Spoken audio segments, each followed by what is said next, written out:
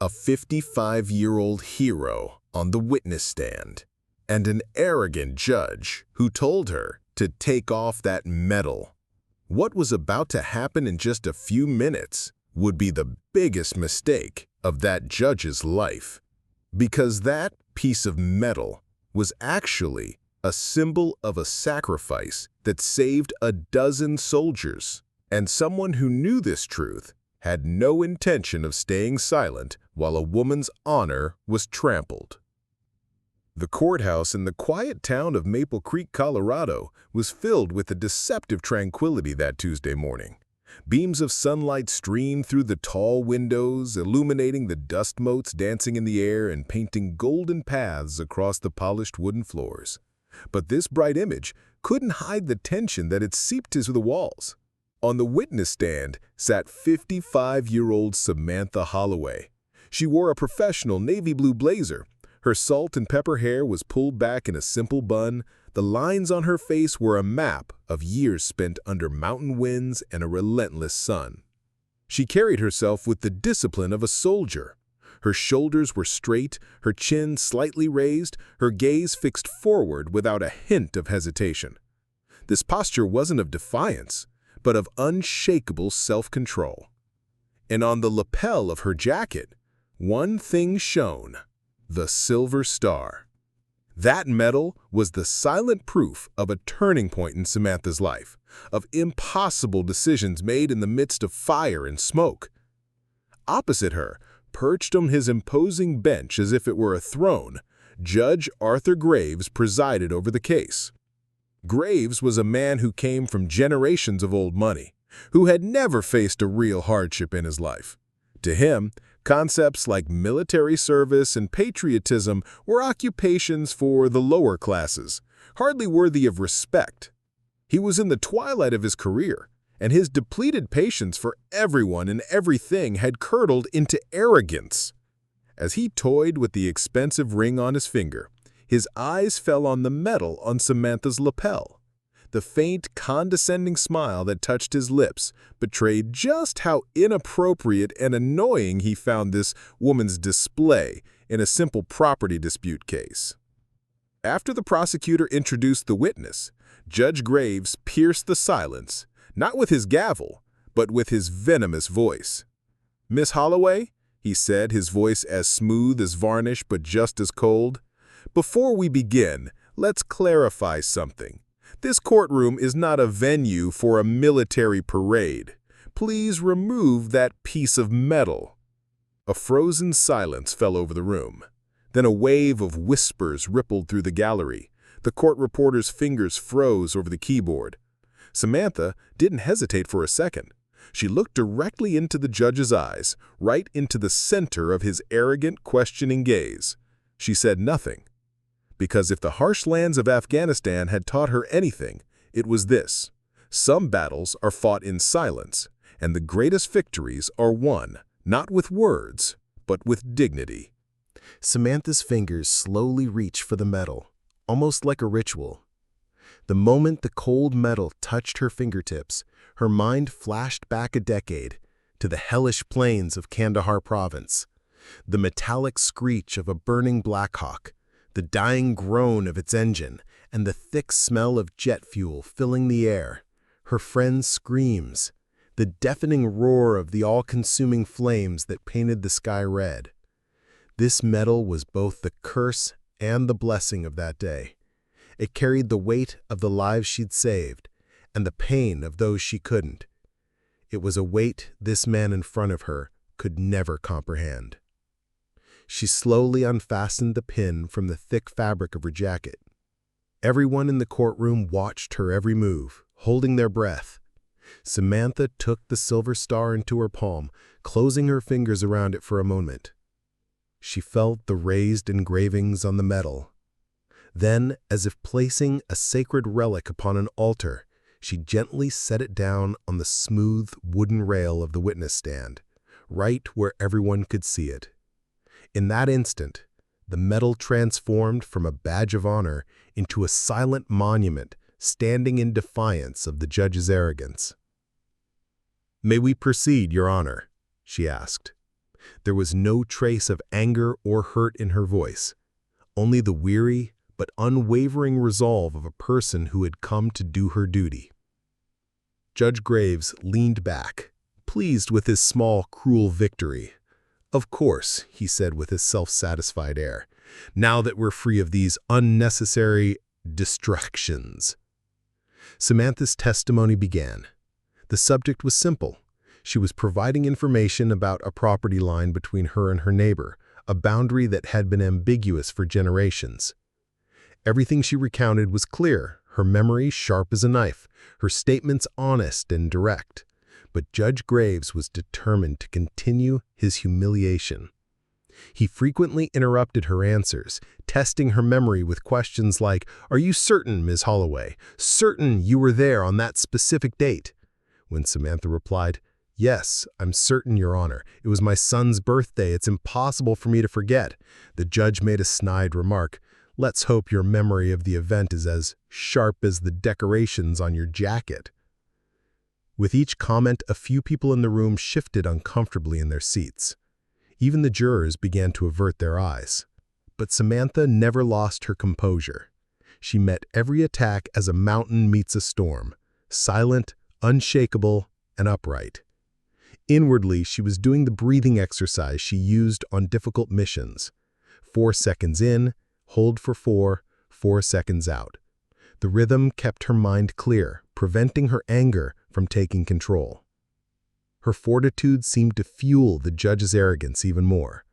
Why wasn't this ordinary woman getting angry? Why wasn't she yelling? This silence was unnerving to Graves.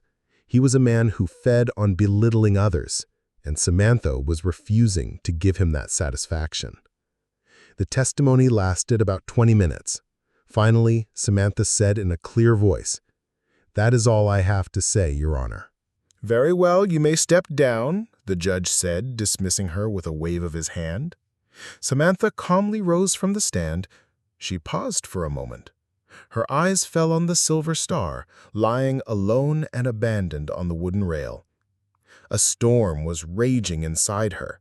A part of her wanted to grab it and throw it in the judge's face. But another part, a deeper part, whispered that the medal didn't belong in this room, in this tainted air presided over by this arrogant man. Leaving it here felt like sullying the honor it represented. But taking it and pinning it back on felt like playing the judge's ugly game by his rules. Samantha took a deep breath and made a decision. She turned her back on the medal. Its meaning was far beyond this man's comprehension. Leaving it there was not an act of surrender, but an act of protest. It was a silent way of saying, "Your world is so small, it cannot contain the sacrifice this medal represents." She walked away with heavy steps, leaving it there for all to see, a monument to the judge's disrespect. As her quiet footsteps moved toward the exit, she left an unfinished story behind her. Only one question remained in the minds of the onlookers. What would happen to that medal? Would a hero's honor be left on the floor of a courtroom? Just as Samantha was about to reach the door handle, a deep, firm voice carrying an unquestionable authority rose from the back of the courtroom. "Your Honor, a moment of your time, if I may." All heads turned toward the sound. Standing there, ramrod straight in a flawlessly pressed military dress uniform, was a man in his 60s, his chest adorned with ribbons and medals. The most prominent among them was the star-shaped medal on a blue ribbon hanging around his neck, the Medal of Honor, the nation's highest military decoration. This was General Mark Thompson. He was present for another case, a man who could no longer bear to witness the shameful disrespect he had just seen. Judge Graves faltered for a moment upon seeing the uniform and the medals. He instinctively shrank under the weight of the rank, but his arrogance prevented him from being cautious. "Yes, General, this case is closed. What could you possibly have to say?" General Thompson walked forward with deliberate steps. His footsteps were measured, but each one landed on the floor like the bang of a gavel. His gaze wasn't on Samantha nor on the audience. His eyes were locked directly on Judge Graves, like a predator locking onto its prey. "What I have to say does not concern the case, Your Honor," the general said, his voice like steel, yet still respectful. "It concerns that piece of metal that was just abandoned on the stand." The general walked to the stand, picked up the silver star, and held it up in his fingers. "This medal," he began, his voice now echoing throughout the hall, "this symbol you call a display, saved the lives of 12 soldiers. 10 years ago, during Operation Mountain Sentinel, those 12 soldiers were left for dead when their Black Hawk helicopter was hit by an RPG. That day, after getting everyone out, including the pilots, then Sergeant Holloway heard that 2 more soldiers were trapped inside. The fire was about to reach the ammunition. Everyone told her not to go back in, but she didn't even hesitate. She ran back into the inferno." There was absolute silence in the hall. Only the general's voice could be heard. Judge Graves's face had turned ghostly white, and beads of sweat were forming on his forehead. When Sergeant Holloway came out carrying those 2 soldiers, her own uniform was on fire, and her body was covered in third-degree burns. But she had completed her mission. This medal is a testament to her sacrifice. This medal is a shining tombstone for those who couldn't come home and the unshakable will of those who did. It is not a decoration, Your Honor. It is honor itself, forged in fire, stained by blood, and consecrated by sacrifice. And you, today, in this room, under this flag, have trampled that honor for all to see." When the general finished speaking, there was a moment of electric silence, and then a spontaneous storm of applause erupted. First one person, then another, then the entire room. The audience, the lawyers, even the court staff were on their feet applauding Samantha. Judge Graves tried to bang his gavel, but the sound was drowned out by the thunderous applause.